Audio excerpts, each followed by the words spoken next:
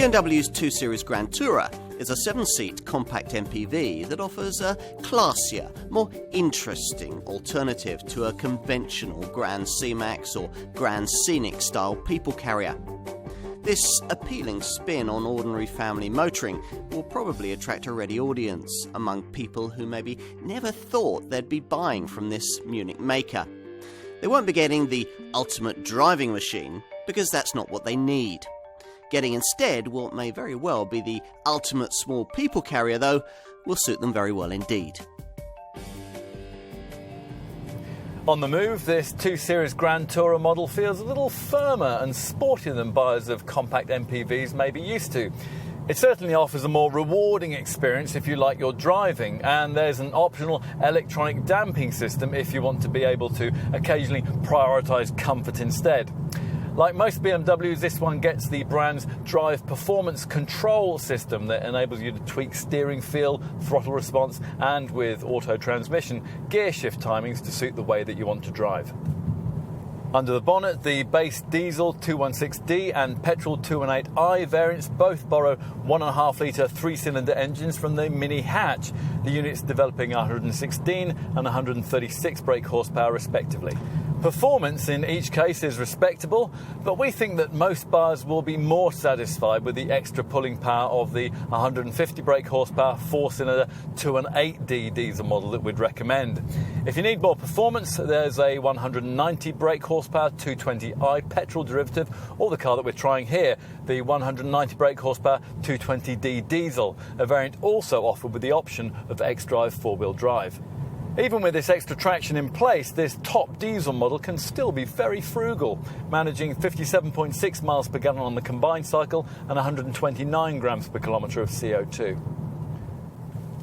You'll be choosing this car because you want a BMW, but you need a people carrier.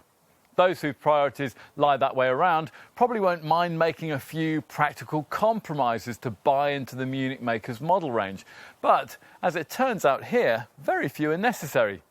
True, this 7-seat 2 Series Gran Tourer isn't sized to regularly accommodate 7 adults, but then neither are any of its rivals in the 7-seat compact MPV class.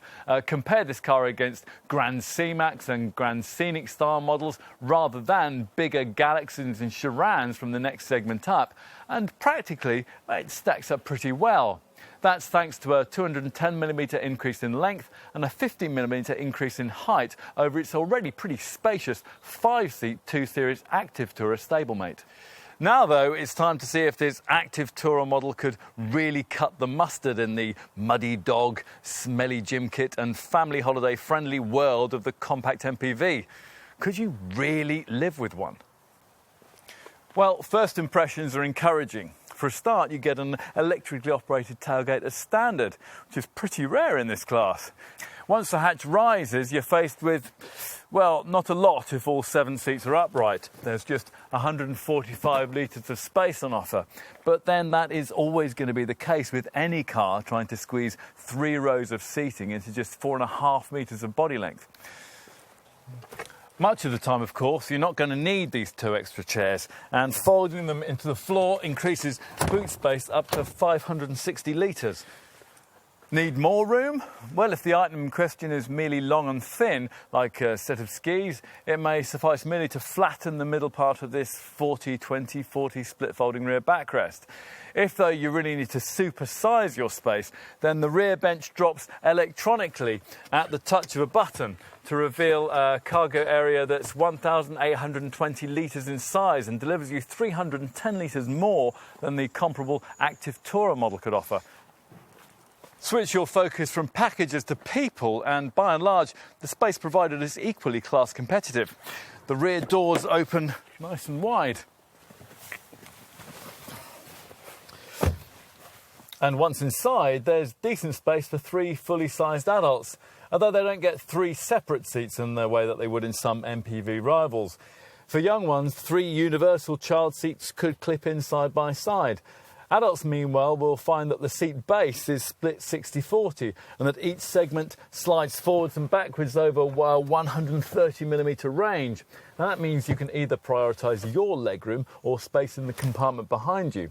Plus, in the rearmost position, you get almost limousine-like standards of stretching space.